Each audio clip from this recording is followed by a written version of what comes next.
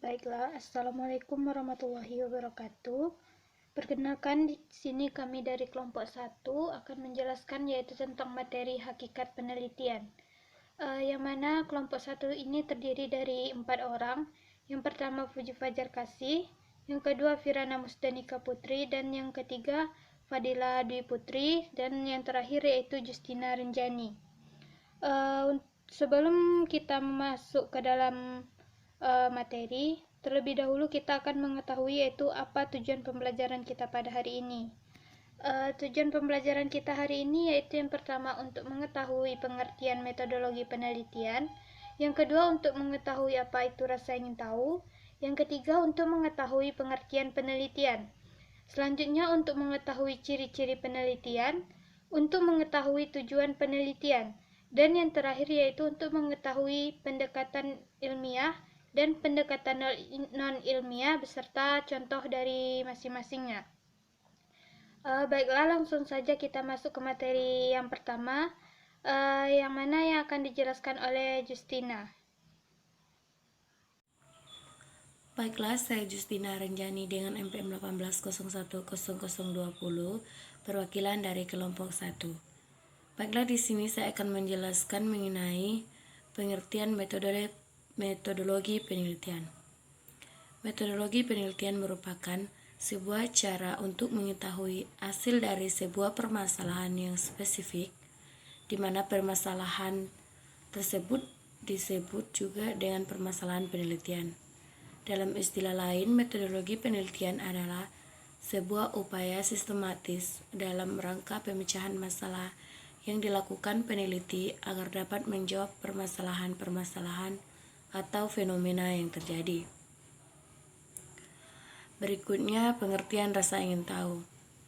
Rasa ingin tahu adalah sebuah emosi yang berkaitan dengan perilaku ingin tahu, seperti eksplorasi, investigasi, dan belajar, terbukti dengan pengamatan pada spesies hewan, manusia, dan banyak. Berikutnya yaitu pengertian penelitian.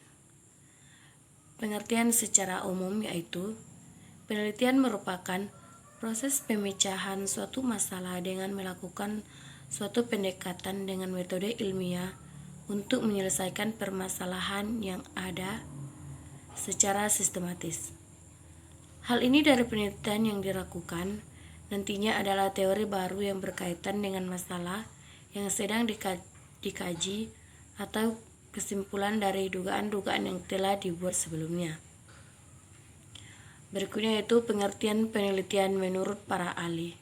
Yang pertama yaitu Felin, Tripodi, dan Meyer pada tahun 1996. Penelitian merupakan suatu cara yang sistematik yang bertujuan meningkatkan, memodifikasikan, dan mengembangkan pengetahuan sehingga dapat disampaikan atau dikomunikasikan serta diuji oleh peneliti lain. Yang kedua yaitu David Finney. Penelitian adalah suatu pemikiran yang sistematis yang mengkaji berbagai yang mengkaji berbagai jenis masalah yang pemecahannya memerlukan pengumpulan dan penafsiran fakta-fakta. Yang berikutnya yaitu Woddy pada tahun 1927. Penelitian adalah suatu metode bertujuan untuk menemukan kebenaran. Baiklah, di sini saya Puji Fajar Kasih akan menjelaskan tujuan penelitian. Yang pertama yaitu tujuan penelitian secara umum.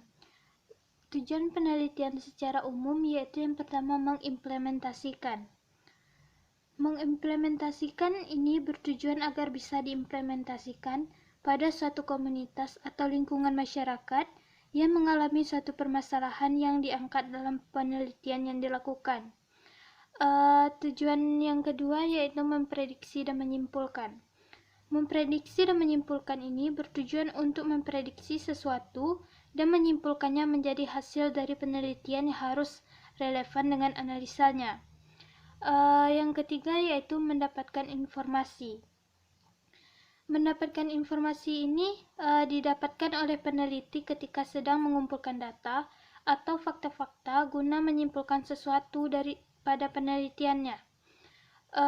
Informasi ini bisa berbentuk teori yang muncul sebagai kesimpulan penelitian yang sebelumnya belum pernah disimpulkan oleh penelitian yang lain. Jadi dengan adanya tujuan penelitian untuk mendapatkan informasi baru, jadi dari suatu kesimpulan tersebut tidak ada yang sama dengan peneliti lain. Selanjutnya yaitu mengembangkan dan menjelaskan. Mengembangkan dan menjelaskan ini bertujuan untuk menjelaskan dan mengembangkan teori-teori yang ditemukan berdasarkan literatur yang sesuai, sehingga penelitian yang dilakukan dapat dikembangkan. Jadi dengan adanya penelitian, hasil-hasil dari teori atau literatur yang ditemukan ini bisa kita kembangkan melalui penelitian yang kita lakukan. Selanjutnya itu tentang tujuan penelitian secara khusus. Tujuan penelitian secara khusus yang pertama yaitu mendeskripsikan fenomena. Mendeskripsikan fenomena ini merupakan tujuan penelitian untuk memperoleh pengetahuan yang dapat digunakan untuk mendeskripsikan suatu fenomena, baik itu nama, klasifikasi, sifat, ataupun ciri-ciri khusus dari suatu fenomena tersebut. Ciri yang kedua yaitu menjelaskan hubungan penelitian. Untuk menjelaskan hubungan penelitian ini, penelitian bertujuan untuk menjelaskan hubungan antara fenomena, terutama hubungan sebab akibat. Nanti dengannya adanya penelitian akan mengetahui bagaimana hubungan sebab akibat dari suatu fenomena tersebut. Selanjutnya yaitu meramalkan fenomena yang akan terjadi. Menjelaskan hubungan sebab akibat nanti akan menjadi berguna bagi generalisasi yang berlaku bagi fenomena yang ada. Fenomena yang ada pada saat sekarang maupun yang akan terjadi, dan bisa juga untuk menguji kebenaran yang telah ada. Dengan meramalkan fenomena yang terjadi ini, penelitian tersebut bisa untuk menguji kebenaran yang ada. Selanjutnya itu mengendalikan fenomena. Penelitian ini dapat digunakan untuk mengendalikan fenomena yang membahayakan kehidupan manusia, seperti kebakaran, banjir, dan berbagai macam penyakit lainnya. Jadi dengan kita melakukan penelitian, kita bisa mengendalikan fenomena sehingga bisa bermanfaat bagi kita untuk mengurangi berbagai macam fenomena yang membahayakan. Selanjutnya yaitu ada macam-macam penelitian. Yang pertama, penelitian eksploratif. Penelitian eksploratif adalah penelitian yang dilakukan dengan penelitian yang tidak familiar dengan masalah yang diteliti, atau bisa disebut penelitian ini termasuk baru dan sangat jarang yang meneliti mengenai penelitian tersebut. Selanjutnya ada penelitian deskriptif yang bertujuan untuk memberikan penjelasan atau mendeskripsikan dengan beberapa indikator mengenai suatu permasalahan sosial yang menjadi objek penelitian. Selanjutnya ada penelitian eksploratoris yang merupakan sebuah penelitian yang bertujuan untuk memberikan jawaban atas suatu permasalahan sosial yang mengkaji hipotesis dalam permasalahan sosial yang lainnya. Yang kedua ada macam-macam penelitian berdasarkan kegunaannya. Yang pertama ada penelitian murni yang bertujuan untuk menggambarkan sebuah ide, konsep atau teori, menguji serta mengkaji hipotesis yang kemudian menguji kebenaran hasil dan teori yang sudah ada sebelumnya. Selanjutnya ada penelitian terapan. Penelitian terapan ini bertujuan untuk memecahkan atau menyelesaikan solusi dari satu permasalahan pada satu komunitas masyarakat yang bersifat praktis. Hasil dari penelitian ini kemudian diimplementasikan pada suatu lingkungan masyarakat dengan suatu solusi. Selanjutnya ada penelitian aksi. Penelitian aksi bertujuan untuk menyelesaikan masalah dengan cara melakukan tindakan atau aksi secara nyata, agar segera mendapatkan solusi yang terbaik. Penelitian aksi ini mengedepankan tindakan secara nyata. Selanjutnya ada penelitian kebijakan, yang mana penelitian ini bertujuan untuk menentukan suatu kebijakan didasarkan pada data dan fakta di lapangan, dengan hasil berupa peraturan, undang-undang, surat keputusan, dan suatu yang berkaitan dengan hukum. Selanjutnya ada penelitian evaluasi. Penelitian evaluasi ini bertujuan untuk menilai suatu program ataupun kegiatan ataupun kebijakan yang ditujukan untuk mengintervensi masyarakat. Biasanya penelitian ini merupakan evaluasi atau kajian terhadap suatu yang diputuskan oleh atau dilakukan oleh pemerintah. Baiklah, sekian materi dari saya. Selanjutnya akan dijelaskan oleh Firana. Assalamualaikum warahmatullahi wabarakatuh. Saya Fadila Dwi Putri dengan NPM 18010019 akan melanjutkan materi selanjutnya, yaitu mengenai langkah-langkah melakukan penelitian. Yang pertama yaitu menetapkan masalah atau kasus penelitian. Yang kedua, mengkaji teori pertemuan penelitian sebelumnya yang relevan dengan penelitian yang sedang dilakukan. Merumuskan hipotesa, mengidentifikasi variabel-variabel penelitian, menyusun definisi operasional variabel, menetapkan desain dan metode penelitian, menetapkan dan menyusun instrumen sebagai pengukur variabel, mengumpulkan data dan fakta, menganalisa data yang ditemukan dengan teori yang digunakan, dan menulis laporan penelitian. Yang selanjutnya yaitu metode penelitian. Yang pertama yaitu metode historis, yang kedua metode deskriptif, yang ketiga metode korelasional, yang keempat metode eksperimental, yang kelima metode kuasi eksperimental, yang keenam metode penelitian kualitatif, yang ketujuh yaitu metode penelitian kuantitatif. Baiklah, hanya itu yang dapat saya sampaikan. Saya kembalikan kepada moderator.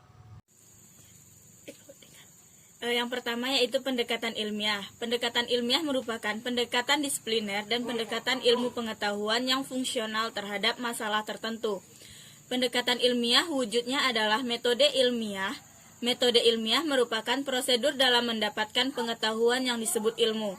Jadi, ilmu merupakan pengetahuan yang didapat melalui metode ilmiah. Nah, pendekatan ilmiah ini memiliki karakteristik. Yang pertama yaitu reduksionis, yang merupakan pendekatan yang mereduksi kompleksitas permasalahan menjadi bagian-bagian yang lebih kecil sehingga dapat dengan mudah diamati dan diteliti. Selanjutnya yaitu repeatability, merupakan suatu pengetahuan yang disebut ilmu bila pengetahuan tersebut dapat dicek dengan mengulang eksperimen atau penelitian yang dilakukan oleh orang lain di tempat dan waktu yang berbeda. Yang selanjutnya yaitu refutation, adalah sifat mensyaratkan bahwa suatu ilmu harus memuat informasi yang dapat ditolak kebenarannya oleh orang lain. Selanjutnya yaitu contoh dari pendekatan ilmiah. Seorang mahasiswa UNJ melakukan pengujian kafein pada kopi yang menghasilkan bahwa kopi dapat menyebabkan insomnia. Dan pada waktu dan tempat berbeda, mahasiswa UI menguji kafein pada kopi dapat menyebabkan insomnia. Jadi, pengujian kopi menyebabkan insomnia merupakan suatu kebenaran. Selanjutnya yaitu pendekatan non-ilmiah. Merupakan kegiatan manusia dalam usaha mencari ilmu pengetahuan dan mencari kebenaran. Terutama sebelum ditemukannya metode ilmiah, dilakukan berbagai cara, diantaranya ialah penemuan ilmu pengetahuan secara kebetulan, menggunakan akal sehat atau common sense, menggunakan intuisi, melalui wahyu, melalui usaha-usaha coba-coba, atau trial and error, dan lain sebagainya. Nah, di sini memiliki karakteristik yang pertama yaitu sistematik. Berarti suatu penelitian harus disusun dan dilaksanakan secara berurutan sesuai pola dan kaidah yang benar dari yang mudah dan sederhana sampai yang ke kompleks. Yang kedua yaitu logis, di mana suatu penelitian dikatakan benar bila dapat diterima akal dan berdasarkan fakta empirik. Selanjutnya yaitu empirik. Suatu penelitian biasanya didasarkan pada pengalaman sehari-hari yang ditemukan atau melalui hasil coba-coba yang kemudian diangkat sebagai hasil penelitian. Di mana landasan penelitian empirik ada 3. Yang pertama yaitu hal-hal empirik selalu memiliki persamaan dan perbedaan. Yang kedua, selalu berubah-ubah sesuai dengan waktu. Yang ketiga, tidak bisa secara kebetulan, melainkan adanya penyebab. Yang keempat yaitu replikatif, di mana suatu penelitian yang pernah dilakukan harus diuji kembali oleh peneliti lain dan harus memberikan hasil yang sama bila dilakukan dengan metode, kriteria, dan kondisi yang sama. Agar bersifat replikatif, penyusunan definisi operasional variabel menjadi langkah penting bagi seorang penelitian. Nah, jadi di sini ada contoh dari pendekatan non-ilmiah. Yang pertama, contohnya yaitu menurut orang awam, bulan berbentuk bulat dan rata. Setelah diteliti oleh para ilmuwan, pandangan tersebut tidak benar karena konstur permukaan bulan tidak rata dan bergelombang. Jadi dapat disimpulkan perbedaan pendekatan ilmiah dan non-ilmiah. Yang pertama, pendekatan non-ilmiah, perumusan masalah jelas dan spesifik, perumusan masalah kabur dan abstrak. Masalah merupakan hal yang dapat diamati dan diukur secara empiris. Masalah tidak selalu diukur. Jadi dapat disimpulkan perbedaan antara pendekatan ilmiah dan non-ilmiah. Yang pertama, pendekatan ilmiah, perumusan masalah jelas dan spesifik, sedangkan non-ilmiah, masalah kabur dan abstrak. Selanjutnya yaitu pendekatan ilmiah, masalah merupakan hal yang dapat diamati dan diukur secara empiris, sedangkan non-ilmiah, masalah tidak selalu diukur secara empiris dan dapat bersifat supranatural atau dogmatis. Yang ketiga yaitu jawaban permasalahan didasarkan pada data dan fakta, sedangkan non-ilmiah tidak diperoleh hasil dari pengamatan dan data lapangan. Yang keempat yaitu pada pendekatan ilmiah, proses pengumpulan dan analisis data serta pengambilan keputusan berdasarkan logika yang benar, sedangkan pada pendekatan non-ilmiah, keputusan tidak berdasarkan pada hasil pengumpulan data dan analisis data secara logis. Yang terakhir, pada pendekatan ilmiah, kesimpulan yang didapat siap atau terbuka untuk diuji oleh orang lain, sedangkan pada pendekatan non-ilmiah, kesimpulan tidak dibuat untuk diuji ulang oleh orang lain. Baiklah, sekian penjelasan dari saya. Terima kasih saya kembalikan kepada moderator.